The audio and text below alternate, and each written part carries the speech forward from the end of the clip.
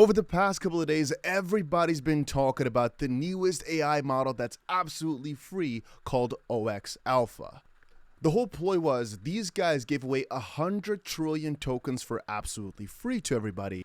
And so you could use Claude for free because nowadays you can actually use a different model with Claude's tools, basically meaning if you are running Ollama with local models on your device, you can actually still use the real Claude harness. So practically, you can basically have run Claude for free for a little while. And it was super exciting. It was using a ton of tokens.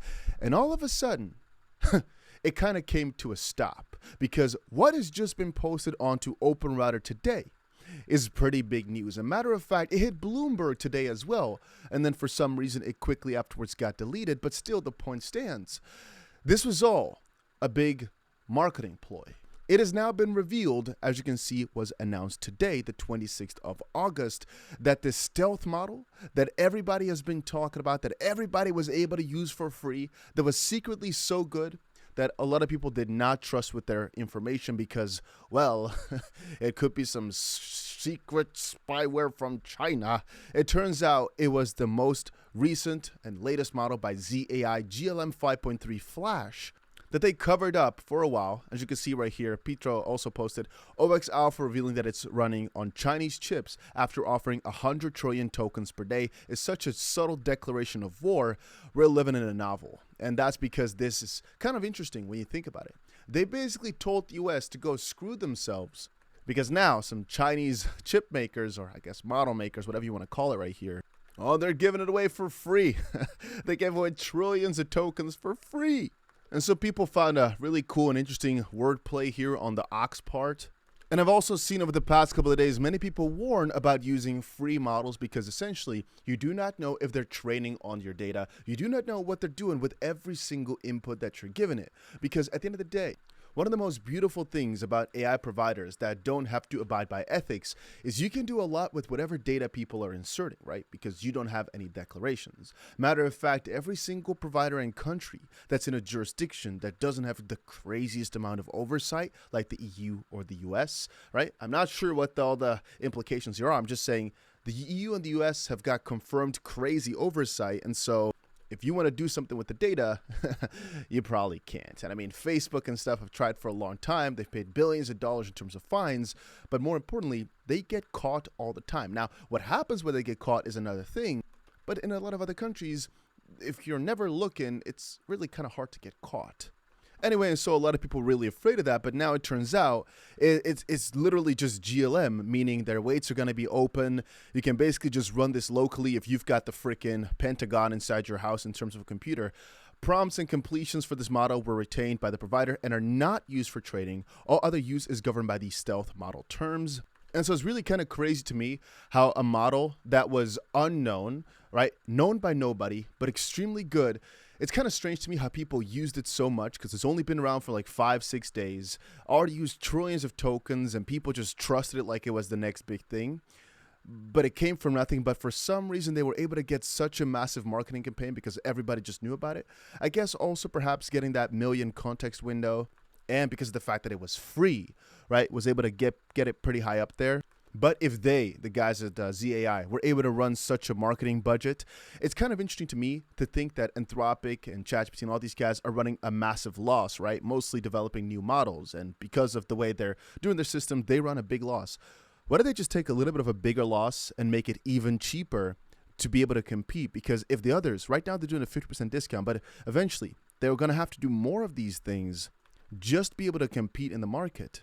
And just be able to keep up with the hype of a new model launching. Maybe eventually a big thing they're going to be doing is every single time a new model comes out, it's going to be a couple of days of like a very, very heavy discount or something of that sort just to get people to hop on over. Maybe that's not necessary for things like Claude and for ChatGPT because they have massive subscriptions. And for Z.ai, most people that are using it either through OpenRouter or something of that sort. But anyway, like I was trying to say earlier, this model that was free was so freaking good, right? But now it makes a lot of sense as to why it was, because this is, again, GLM 5.3 Flash, but GLM has actually, for a lot of the purposes, been at the top of the top. And take a look at the amount of tokens. OX Alpha became the #1 model on OpenRouter in like 3 or 4 days. In this period of 5 days, it was the #1 by far, like more than double of whatever DeepSeek was using And let me remind you guys that these numbers are a bit skewed because, again, it's OpenRouter. Most people are using Claude and ChatGPT through their own provider, not through OpenRouter. This is, again, stuff you use for all the other models, basically. So if you're seeing GPT 5.6 Luna in here and you're wondering why is it so low, because relatively it does not match, right? It's not the same category of model. But what they basically claim themselves is they were able to build something that is not as good as Claude Opus 5 on Max, not as good as Claude Fable 5 on Max, which, by the way, when you look at it, it really kind of seems like Claude Opus 5 is the best model out there right now from any purposes. Not as good as GPT 5.6 on Max, but what they claim is that the discounted, right here, version that is going on as of this point is by far not even in a league of the others in terms of efficiency and price value.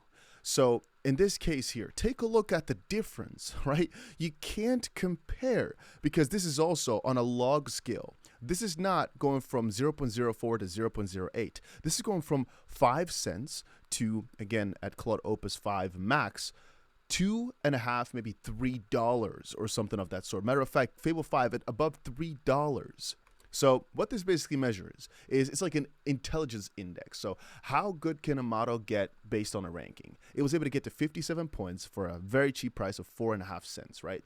Claude Opus 5 was able to get to 63 points, maybe something, which is a pretty significant difference. Don't get me wrong. Like 5 points matters a lot in an intelligence index like this, which is also why people found that GLM 5.3 Flash was significantly dumber than perhaps what they were using if they were using Opus 5 on Max or Fable 5 on Max. Now, one thing I would like to add is if you're using anything else like Kimi K3 or Claude Opus 5 on normal, or Fable 5 even just on normal, I'd argue you wouldn't really have noticed a difference. There's just different models at the end of the day, but in terms of how good they really are, how intelligent they really are, GLM was actually really on there. So Ox Stealth, really, even though many people found issues with it, in terms of intelligence, it was absolutely amazing. But the point still stands that even right now, this is not meant to be your best one. It's not meant to be the smartest. It's meant to relatively just be unbeatable for the value that it gives.